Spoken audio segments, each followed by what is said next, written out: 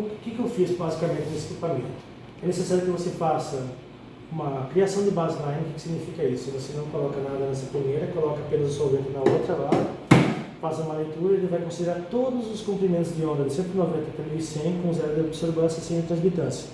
Zerou, aí você vai importar essa linha base. Importando a linha base, você já delimitou o seu experimento, aí você vai fazer o quê? Vai fazer uma varredura, colocando a tua amostra no primeiro compartimento. E essa varredura vai te dar a absorvância e a transmitância. Basicamente, essas pequenas absorvâncias que estão acontecendo aqui nessa região do 1100 são associadas a algum movimento de rotação, translação, estiramento de moléculas orgânicas. O principal sinal que você vai observar na região de mais ou menos 415 aqui está atrelado à transição eletrônica, do orbital molecular de maior energia ocupado, que é o HOMO, até o orbital de menor energia não ocupado, nulo.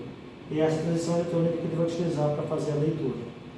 É importante, quando a gente observar, se esse sinal aqui é um sinal que é um pico inclinado, como se fosse íngreme, ou um pico como se fosse um pico mais conciso. Esses picos, caso eles fossem íngremes, apesar de ser o ideal para nós utilizarmos, ele não é o pico que nós vamos usar. Por quê? Durante a leitura, uma pequena rotação no prisma, ele pode criar uma rotação e uma variação do comprimento de onda. E essa oscilação do comprimento de onda, dependendo do tipo de sinal, ele pode levar a um erro absurdo. Então, o ideal não é apenas ser o maior comprimento de onda, o comprimento de onda com a maior absorvância, mas sim o comprimento de onda com maior absorvância e que seja um platô, não um sinal íngreme. A gente vai observar então essa leitura. Você pode perceber automaticamente pela própria coloração da amostra, é uma amostra que tem coloração amarelada, ela não vai ter quase nenhuma absorvância nessa região aqui.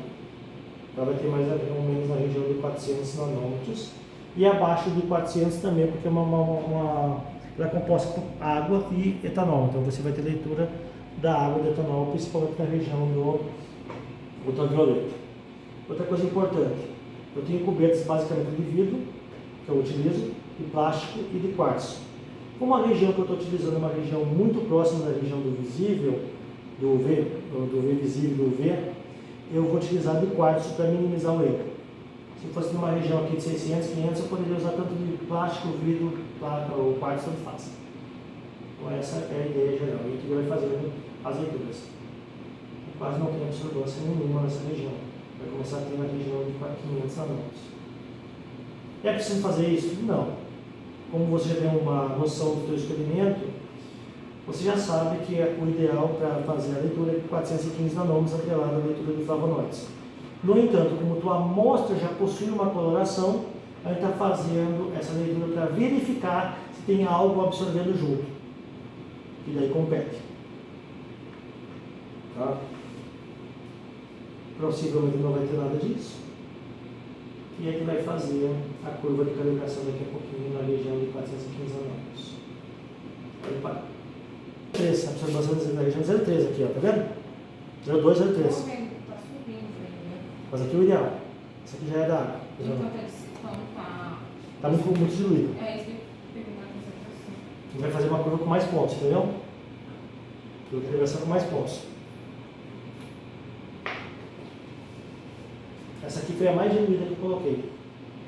Tá? Então essa aqui já tem a absorvência 0,2. Essa é a amostra mais diluída. Tá? Então pode filmar agora, tá? Esse aqui. Quando eu fiz a leitura, eu percebi que essa região de 415 é o maior, é a absorvência máxima. Não tem uma região íngreme, é um platô. Então eu vou utilizar esse 415 para a leitura. Aqui nessa região de 200 e pouco eu tenho basicamente o etanol e a água, na região de 190 e 210. Aqui nenhuma outra interferência. Tá? Esse aqui foi o ponto da curva que eu utilizei, basicamente o ponto de menor concentração. E agora eu vou fazer a leitura da curva de calibração e vai anotar os valores, beleza? Pode parar. Como eu quero fazer uma reta, já para o equipamento me dar uma reta, eu vou fazer a quantificação. Essa quantificação aqui, eu vou basear o quê? Em quantos pontos? Tá? Tem miligramas por ml, eu não coloquei aqui ainda, tá? Mas eu posso colocar todas as minhas quantidades para fazer a leitura. Basicamente, a primeira eu coloquei 20 microlitros de amostra, que é 1 miligrama por ml, 40, 60, 80, 100, 120, 140, 200 microlitros. Se eu for converter isso para volume total, eu vou corrigir aqui os miligramas e vou fazer a quantificação. Como é algo que não é necessário fazer aqui, eu vou cancelar essa leitura e vou fazer o modo quantitativo, quer dizer, o modo fotométrico, né, que seria a leitura direta. Eu vou selecionar aqui um arquivo novo, fotometria, e eu vou marcar o comprimento de onda que eu quero, 415 nanômetros. Coloquei o comprimento de onda. Nanômetros. Aqui eu vou colocar com restart 415 nanômetros, que é a leitura. Ok? Beleza? Ele está ajustando. E os valores da leitura a gente vai jogar no Excel mesmo, que é mais rápido do que esperar no equipamento. E agora eu vou fazer. Pode trazer a curva de calibração para mim, por favor? Como de calibração? A curva. Tá aqui do seu lado. Tá vendo?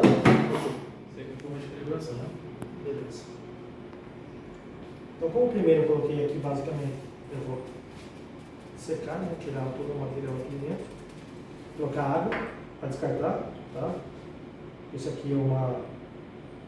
tá suja, só coloquei para fazer a curva, então isso aqui está zeradinho. O que eu vou fazer? Primeiro eu vou fazer o branco, o 0, 0, 0, tá? O primeiro ponto é o 0, 0. Secar aqui, só encostando. Coloquei aqui.